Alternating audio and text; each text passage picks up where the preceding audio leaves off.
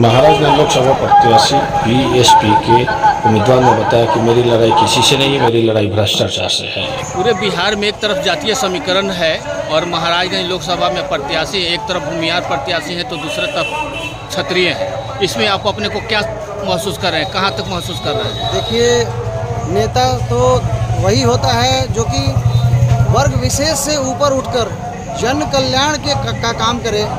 जहाँ तक भूमिहार प्रत्याशी की बात है, भूमिहार समाज की बात है, तो मेरे दादाजी जो है भूमिहारों का बहुत ही कद्र करते थे। जब भूमिहारों के गांव में वो जाते थे तो हाथी से उतर करके और उनको सम्मान देते थे। और हमारे घर में भूमिहारों का विशेष महत्व रहा है, क्योंकि भूमिहार समाज के लोग ही हमारे दादाजी को जमींदारी दिए थे। तो मैं उनको नमन करता हूँ। और भूमिहार में एक से एक सरीखे नेता हुए हैं। कृष्णकांत सिंह को भी मैं नमन करता हूँ, मैं उनसे आशीर्वाद मांगता हूँ। तो यहाँ हमारा जो महाराजगंज या सिवान जो संसदीय क्षेत्र है वो एक से एक सुरमाओं का, एक से एक नेताओं की धरती रही है।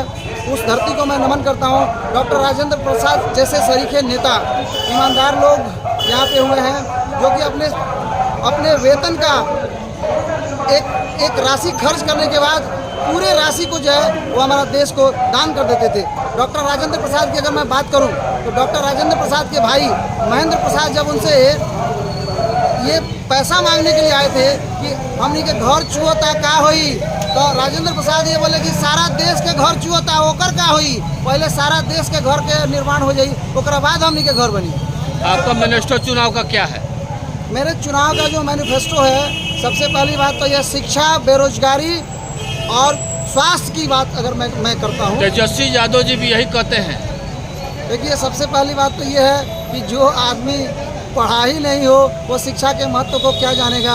और वो मतलब ये सोचते हैं कि हम देश को यहाँ लेके जाएंगे। पहले अच्छे से तो आपको शिक्षा प्राप्त करनी चाहिए, तब आपको पता चलेगा कि उसका क्या महत्व है और किस तरह से जो है उसको जो है उस दशा और दिशा को निर्धारित करेंगे। विपक्ष के नेता हैं और आप कह रहे हैं कि वो अशिक्षित हैं, कैसे पता चलता है कि वो अशिक्षित है? एक्चुअली क्या है कि यहाँ वंशवाद है, जातिवाद है, इस सबसे मैं ऊपर उठना चाहता हूँ। नेता वही, आप देखिए ना, अभिनेता का बेटा अभिनेता बनता है, नेता का बेटा नेता बनता है, किसान का बेटा नेता कहाँ बनता है? तो मैं किसान का बेटा हूँ और मैं यहाँ पे मैं IIT इंजीनियर हूँ।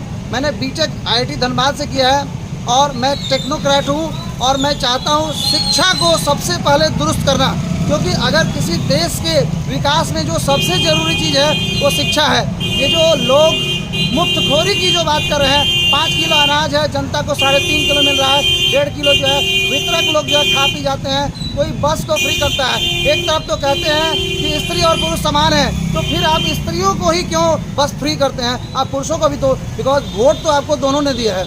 कुछ लोग कहते हैं कि ये बिजली को फ्री कर दो, तो इस तरह से एक तरह से जनता को, भोली भाली जनता को घूस दे करके उसके वोट को इनडायरेक्टली खरीदा जा रहा है। ये बहुत ही गलत बात है।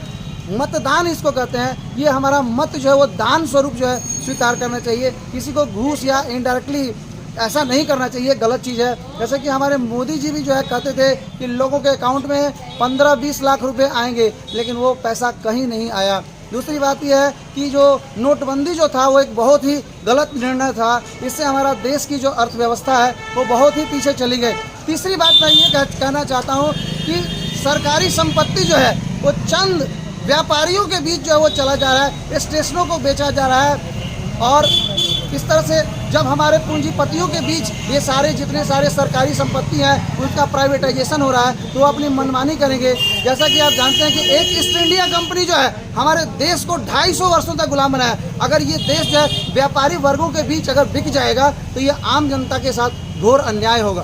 आपका अंतिम सवाल, आप यहाँ लड़ाई अपनी किससे मानते हैं? देखिए, हमारी लड़ाई न तो इंडिया से है न ही एनडीए से है। हमारी लड़ाई जो है भ्रष्टाचार से है, अशिक्षा से है, गरीबी से है, बेरोजगारी से है, हमारे किसान की जो समस्या है उससे जो हमारी लड़ाई है।